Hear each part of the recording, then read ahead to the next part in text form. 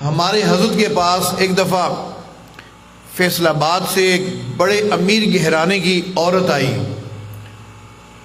تو ہمارے حضرت فرماتے میں اس وقت مسجد میں گیا ہوا تھا نماز پڑھنے کے لیے، تو گھر میں حضرت کی اہلیہ کے پاس آئی اور کہنے لگی کہ میں بہت دور سے آئی ہوں، بہت پریشان ہوں، جتنی میں پریشان ہوں میں سمجھتی ہوں اتنا کوئی پریشان نہیں ہوگا۔ سنا تمہارے میاں اللہ والے ہیں، تم ان سے دعا کرواؤ تاکہ میری پریشانی ختم ہو۔ حضرت فرماتے میں نماز پڑھ کے آیا تو مجھے گھر والوں نے بتایا کہ ایک خاتون آئی ہوئی ہے جو بہت رو رہی ہے، پریشان ہے، آپ ذرا پردے میں اس کو بلا کے اس کی بات سن لیجئے۔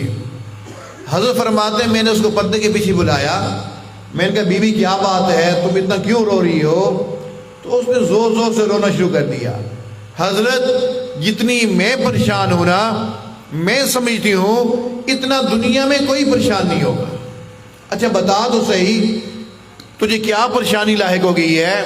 کہنے لگی حضرت کیا بتاؤں، میرا خاوند مجھے میرے ذاتی جیب خرچ کے لیے صرف 50,000 روپے دیتے ہیں۔ کتنے دیتے ہیں؟ 50,000 روپے۔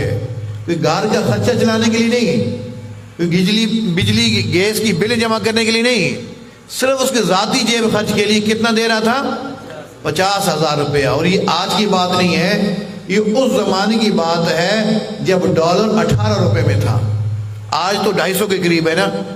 اس وقت اس کا خاوند اس کو 50,000 روپے دے رہا ہے اور وہ رو رہی ہے، کہہ رہی ہے اس میں میری ضرورتیں پوری نہیں ہو رہی ہیں، آپ ہی بتائیں مجھ سے بڑا کون پریشان ہوگا؟ تو ہمارے حضرت نے ان کو نصیحت فرمائی، بی بی تیرا خاوند تجھے 50,000 روپے دیتے ہیں نا، اگر تجھے 50 لاکھ روپے بھی دے دے تیری ضرورتیں پوری نہیں ہونی۔ کیوں حضرت؟ اس لیے کہ تیری زندگی اللہ کی نافرمانی میں گزر رہی ہے۔ یہ کیسے ہو سکتا ہے کہ تو اللہ کی نافرمانی بھی کرتی رہے، تیری زندگی میں سکون آ جائے؟ یہ ناممکن سی بات ہے۔ چنانچہ حضرت والا نے نصیحت فرمائی، حضرت فرماتے نصیحت کا اثر ہوا۔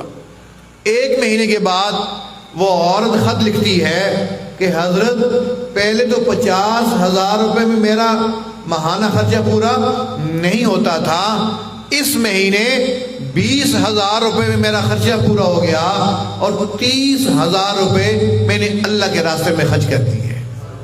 تو یہ نہیں ہو سکتا کہ بندہ اللہ کی نافرمانی بھی کرتا رہے اس کی زندگی میں سکون آ جائے، یہ ناممکن سی بات ہے۔ اگر ہم سب لوگ جو یہاں بیٹھے ہوئے ہیں ہم یہ چاہتے ہیں کہ ہماری زندگی خوشیوں والی ہو جائے، سکون والی ہو جائے، تو آج اس محفل سے ارادہ کرنا ہے کہ ہم نے 100% اللہ کی نافرمانی کو چھوڑ دینا ہے۔ یاد رکھیے گا اللہ کا قرب جو ہے، یہ سکون کی زندگی وہ وظیفوں سے حاصل نہیں ہوتی ہے، وظیفے پڑھنے سے حاصل نہیں ہوتی ہے، پوری رات مصلی کے اوپر بیٹھنے سے حاصل نہیں ہوتی ہے۔ اللہ کا قرب کب حاصل ہوتا ہے؟ جب بندہ اپنی زندگی سے اللہ کی نافرمانی کو نکال دیتا ہے۔